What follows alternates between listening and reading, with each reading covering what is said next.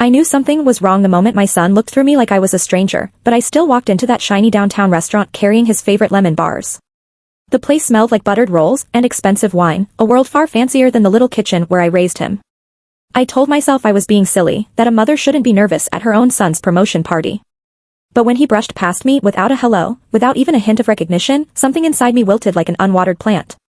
His wife, Claire, smiled at me the way a hostess smiles at someone who wandered into the wrong event.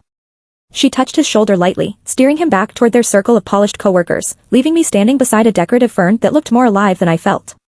I found an empty seat near the dessert table, where the scent of cinnamon and vanilla felt like the closest thing to comfort I'd get that evening. As laughter filled the room, I remembered all the nights I stayed awake sewing his Halloween costumes or packing lunches while he slept peacefully in the next room.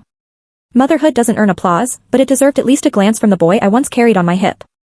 An older gentleman, someone's uncle, I suppose, sat beside me and said, "You look proud, ma'am, even if no one else is noticing you." His kindness cracked something open in me, and before I knew it, I was telling him about Ethan's papier-mâché volcano, his first broken tooth, the mornings he'd sit at the table swinging his legs while I cooked oatmeal. By the time I finished, the noise in the room felt softer, maybe because I finally felt seen. When Ethan eventually walked over, he offered a quick hug, the kind you give a coworker, not a mother. I handed him the lemon bars, and he took them without looking at the tin, already glancing back at his group.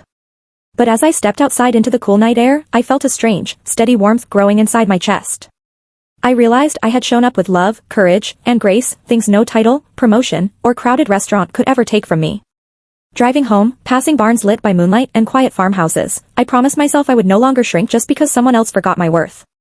A mother's love isn't measured by who applauds her, but by the strength she carries long after the room stops clapping. And as the highway stretched before me, I felt a quiet pride blooming, because even if my welcome was cold, my heart had stayed warm. I may not shine in his world the way I hoped, but I shine in my own life now, knowing that kindness, resilience, and a steady heart make their own kind of celebration every single day now.